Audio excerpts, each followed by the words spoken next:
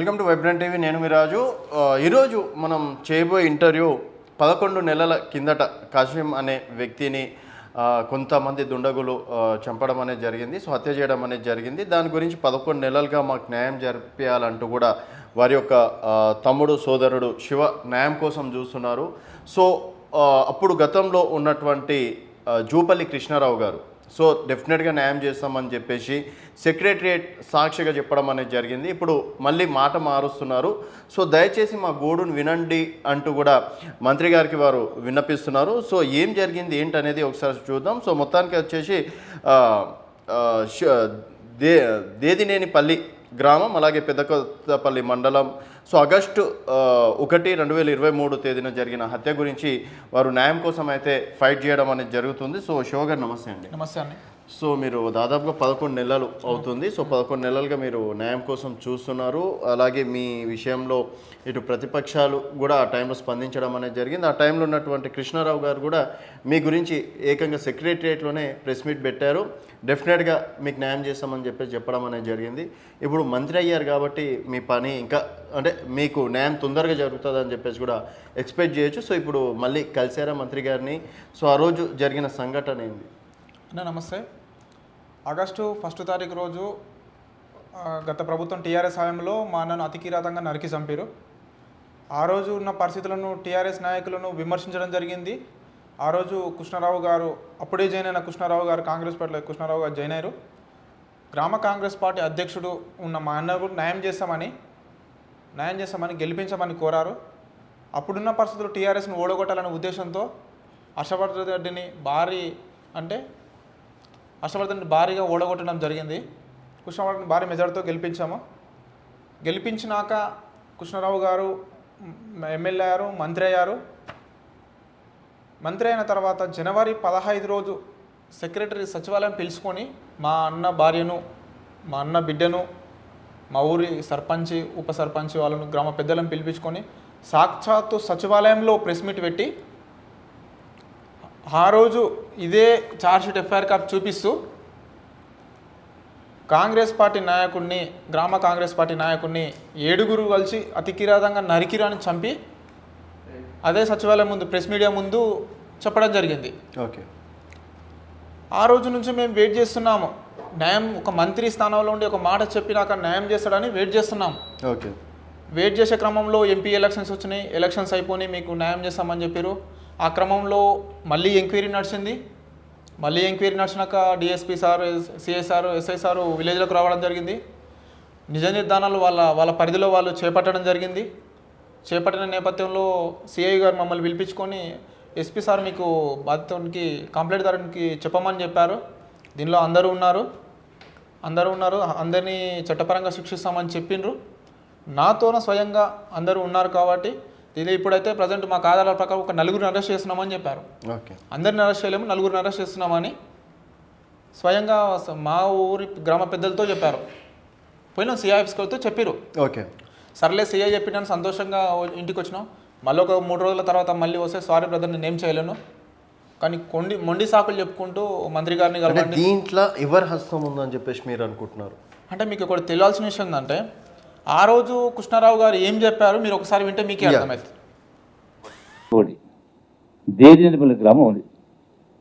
స్పష్టంగా 1 ఆగస్టు 23 అంటే ఎన్నికల ముందు కాషన్ అనే అతను last time Congress party sarpanch contest చేసి ఓడిపోయాడు. రేపు ఎన్నికల్లో మళ్ళీ అతను సర్పంచ్ క్యాండిడేట్, 32 సంవత్సరాల వయసు.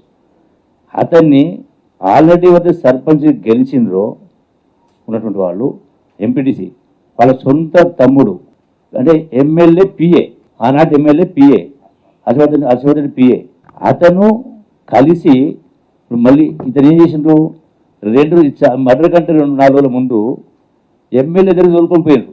ఎవరిని? ఈ కాశీను పార్టీలో చేరమని చేస్తాడు, చేరలే. అదే వీడు చేతలేడు, అదే పార్టీలో ఉంటున్నాడు, కాంగ్రెస్ ఉంటున్నాడు, రేపు పొద్దున మనకి పోటీకి వస్తుంది చెప్పని కిరాతకంగా చంపారు. మర్డర్ చేసి 7 మంది కలిపి, అంటే ఎన్నికల కన్నా ముందే. దీనిపైన ఎన్నో సందర్భాలు రిప్రజెంటేషన్ ఇచ్చినా కూడా యాక్షన్ తీసుకోలేదు. చర్యలు తీసుకోనందుకు ధర్నా చేస్తే అంటే పిటిషనర్ల పైన ఎవరైతే బాధిత కుటుంబాలను 4 మంది 24 మంది పైన కేసులు పెట్టి బాధితుల పైన చర్య తీసుకోండి. ఈ రోజు కూడా కేవలం ఒక్క వ్యక్తిని తప్ప మిగతా ఎవరిని కూడా కస్టడీ తీసుకోలేదు. ఆల్రెడీ అతను వాళ్ళని జైలు పంపడం జరిగింది, రిమాండ్ చేయడం జరిగింది. ల్యాండ్ పంచాయతీ, ఆ ల్యాండ్ పంచాయతీ ఒక నిమిషం ల్యాండ్ పంచాయతీ అంటే ఆరోపణ చేసిన వాళ్ళు ఎవరు? రెండో పాయింట్ ఉంది ఇంతకుముందు మీరు అన్నట్టుగా. ఇంకో ఎగ్జాంపుల్ చెప్తా, అంటే ఎట్లుంటుంది అంతకంటే 2 నెలల ముందు, అంటే గత బీఆర్ఎస్ ప్రభుత్వంలో అదే పెద్ద కొత్తపల్లి మండలంలో ఆ మాజీ ఎమ్మెల్యే ఉన్నప్పుడు బీఆర్ ప్రభుత్వంలో దేదినేనిపల్లి గ్రామంలో కాషన్ అనే వ్యక్తి మర్డర్ అయ్యాడు. అతను మా కార్యకర్త, మా నాయకుడు ఆ గ్రామం సంబంధించి.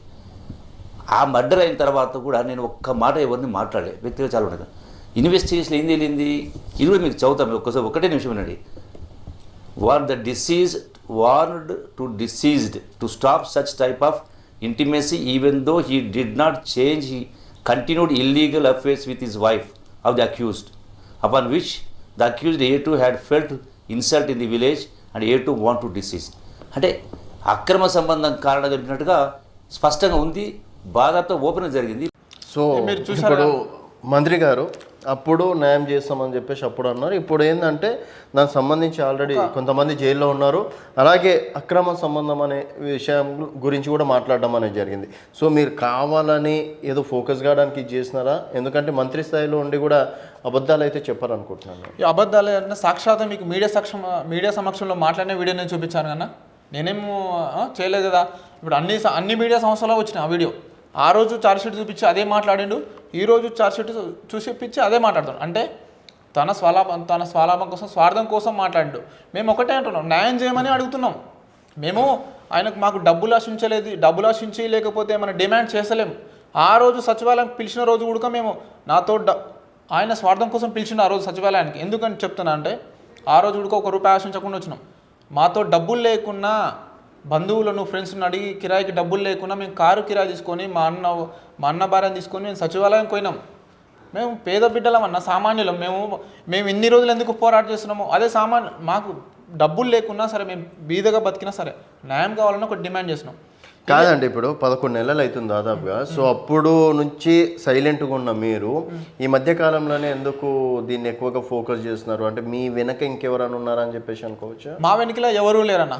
ఉన్నవాసం చెప్పాలంటే టీఆర్ఎస్ ప్రభుత్వంలో అన్యాయం జరిగిందని కాంగ్రెస్ పార్టీని నమ్ముకొని ఈరోజు కాంగ్రెస్ పార్టీలో ఉన్నాం. ఇప్పటికీ మా అన్న ఒక గ్రామ కాంగ్రెస్ పార్టీ అధ్యక్షుడు, మా అన్న కాంగ్రెస్ వాది. ఈ రోజు వరకు కాంగ్రెస్ పార్టీలో ఉన్నాం. న్యాయం చేస్తారు, అధికారం ఉంది, ఒక మంత్రి స్థాయిలో ఉండి మాట చెప్పింది కదా అని ఓపికతోనే వెయిట్ చేస్తున్నాం. ఇన్ని రోజులు వెయిట్ చేస్తున్నాం, ఇప్పుడు కూడా వెయిట్ చేస్తున్నాం. వెయిట్ చేస్తున్నాం. నిన్న మొన్న టీవీ ఛానల్లో పోయిందని వాళ్ళ నిరంజన్ పిఏ ముఖ్యానుచతోన గ్రూపులలో మెసేజ్ పెడుతున్నారు ఖబర్దార్ అని. నిరంజన్ డబ్బులు తీసుకున్నాడు అని నేను ఆరోపణ చేస్తున్నా, నిజం అది. నిరంజన్ డబ్బులు ఇప్పుడు నాకు మీ పాయింట్ ఆఫ్ వ్యూలో ఇక్కడ ఎవరి హస్తం ఉంది అని చెప్పేసి మీరు అనుకుంటున్నారు? జూపల్లి కృష్ణారావు గారిని ఎందుకు ఫోకస్ చేస్తున్నారు అంటున్నాను నేను ఫోకస్ చేయట్లేదన్న. ఓకే, అప్పుడు చంపినప్పుడు టీఆర్ఎస్లో ఉన్న వాళ్ళు అధికారం వచ్చే వరకు, కాంగ్రెస్ పార్టీ అధికారం వచ్చే వరకు చంపిన వ్యక్తులందరూ వచ్చి కాంగ్రెస్ పార్టీలో ఉన్నారు. ఓకే, ఇదే మంత్రి పిఏ నిరంజన్ ఇంటికి పిలిపించుకొని వాళ్ళతో డబ్బులు లావాదేవీలు ఆడి దాదాపు 20 లక్షలు తీసుకొని ఇప్పుడు ఇవంతా డ్రామా ఆడిస్తున్నాడు. ఓకే, సాక్షాత్ ఒక మంత్రి ఇంటికి చంపిన వ్యక్తులను పిలుచుకోవచ్చా అన్న మనం అనుకోవడానికి?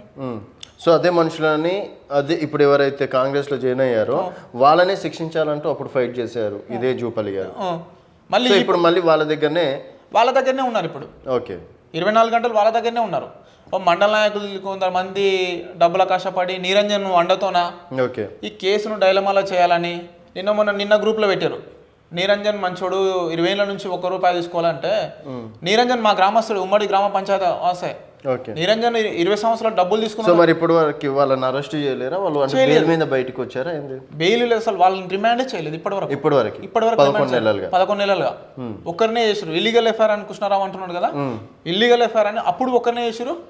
మళ్ళీ రీఇన్వెస్టిగేషన్ నడిచింది కదా, నడవకపోతే మరి రీఇన్వెస్టిగేషన్ నడిచినాక వాళ్ళ చట్ట పరిధిలో తేలిండ్రు కదా, దోషులు తేలినాక ఈ కృష్ణారావు పిఏ నిరంజన్ కాపాడుకుంటూ వచ్చిండు వాళ్ళ తమ్ముళ్ళు మొత్తం.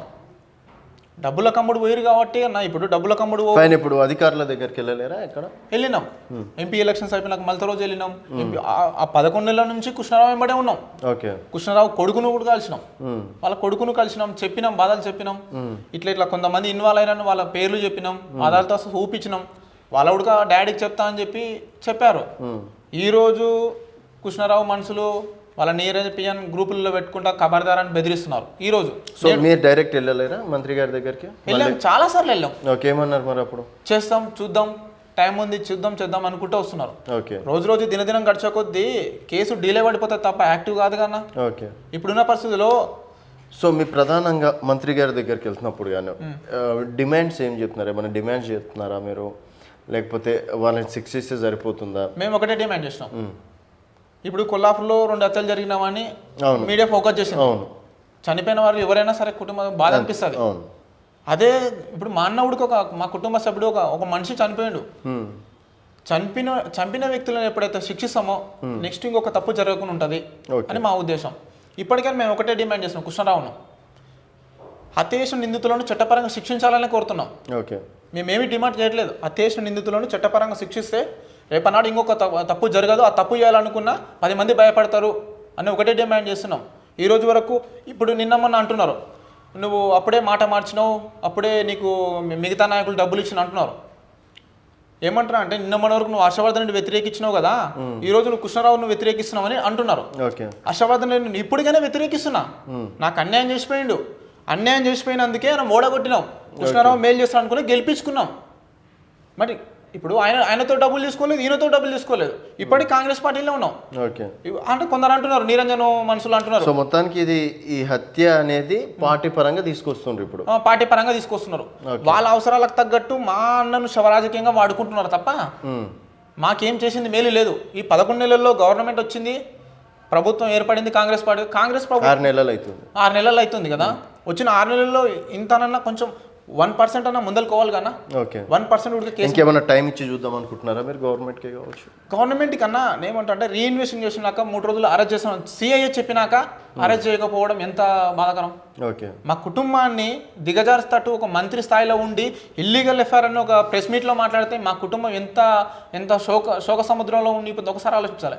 అదే కృష్ణారావు ఆ రోజు ఏం చెప్పిండు, దీనిలో 7 మంది ఉన్నారు, అతి కిరాతంగా నరికిలని చెప్పిన కృష్ణారావే ఇప్పుడు ఇల్లీగల్ ఎఫ్ఐఆర్ అని మా కుటుంబాన్ని ఎంత దిగజార్చాలి మాట్లాడితే మాకు ఎంత బాధ అనిపిస్తుంది.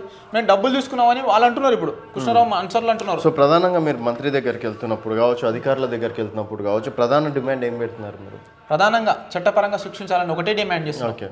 మేము ఎక్కడ డబ్బులకు ఆశపడలేదు, ఏ రోజు ఆశపడలేదు. ఆశపడే వ్యక్తిని కాదు. నేను క్యారెక్టర్ చంపుకొని ఎప్పుడు బతకలేదు, ₹1 కూడా ఆశించలేదు ఇప్పటివరకు. కదా సార్, చట్టపరంగా అతేష్ నిందితులను శిక్షిస్తే రేపనాడే మనం తప్పు చేయాలనుకున్న కొల్లాపూర్ తాలూకాలో కానీ మిగతా జిల్లాలో కానీ ఎక్కడైనా సరే కొంచెం భయం ప్రదాలకు గురై ఏమైనా తప్పు చేయాలనుకున్నా కానీ భయపడతారు.